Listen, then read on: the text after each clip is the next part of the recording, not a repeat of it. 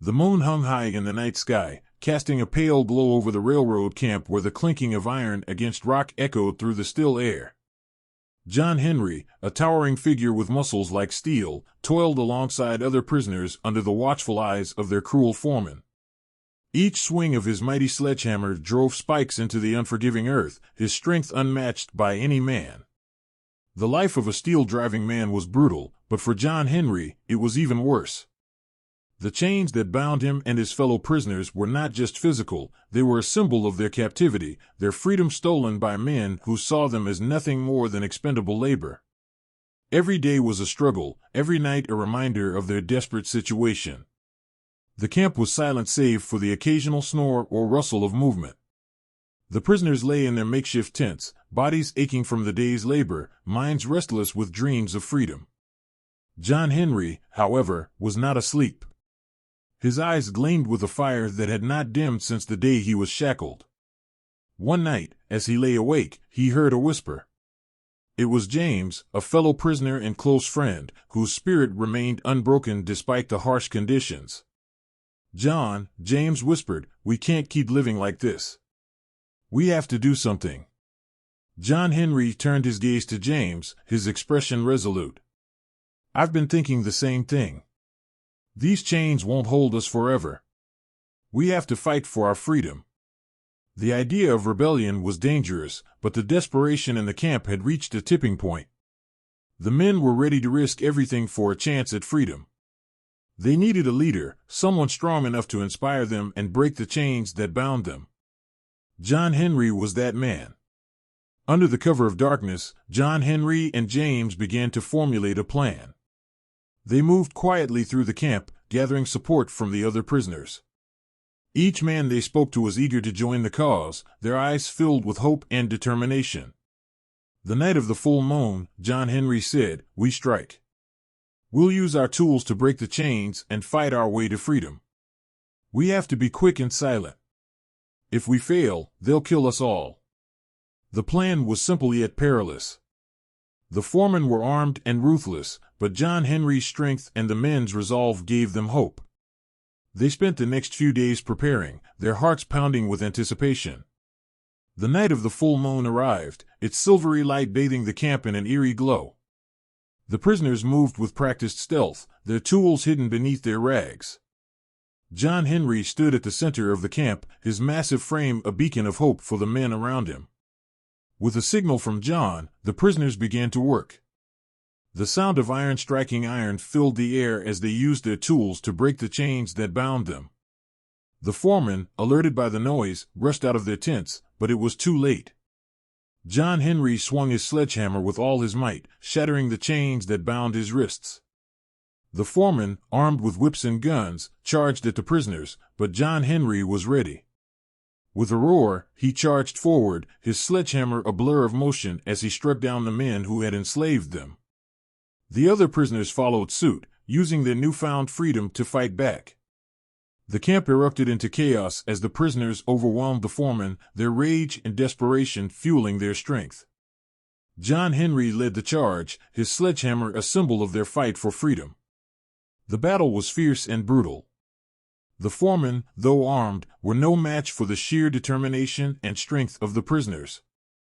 John Henry moved through the camp like a force of nature, his sledgehammer felling anyone who dared to stand in his way.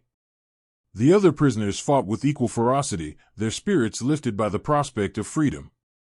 Amidst the chaos, James fought alongside John Henry, his movements quick and precise. The two men worked in unison, their bond of friendship and shared struggle driving them forward. As the battle raged on, the foremen began to falter, their confidence shaken by the prisoners' relentless assault. With each swing of his sledgehammer, John Henry brought them closer to victory. The foreman's cries of pain and fear filled the night, a stark contrast to the prisoners' triumphant shouts. The camp, once a place of suffering and oppression, had become a battleground for freedom. As dawn approached, the battle drew to a close. The foremen lay defeated, their weapons scattered and their bodies broken. The prisoners, though battered and bruised, stood victorious. The chains that had once bound them were shattered, and the camp was theirs. John Henry stood at the center of the camp, his chest heaving with exertion. His sledgehammer, now stained with blood, hung at his side. The men gathered around him, their faces reflecting a mix of relief and exhaustion. "We did it," James said, his voice filled with awe. "We're free." John Henry nodded, a smile breaking across his face. "We are. But we can't stay here. We need to move, find a place where we can truly be free." The men agreed, their resolve strengthened by their victory. They gathered what supplies they could and prepared to leave the camp behind. As they set off into the wilderness, John Henry led the way, his sledgehammer a constant reminder of the battle they had fought and the freedom they had won. The journey to freedom was long and arduous.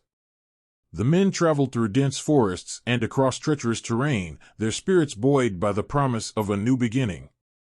John Henry's leadership and strength guided them, his unwavering determination inspiring them to keep going. They eventually found a hidden valley, a place untouched by the cruelty of the world they had left behind. Here, they set up a new camp, one built on the principles of equality and freedom. The men worked together, their bonds of friendship and shared struggle creating a sense of community and belonging. John Henry's legend grew as the men spread word of their escape and the battle they had fought. His name became synonymous with strength and resilience, a symbol of hope for those still oppressed. Years passed, and the camp flourished.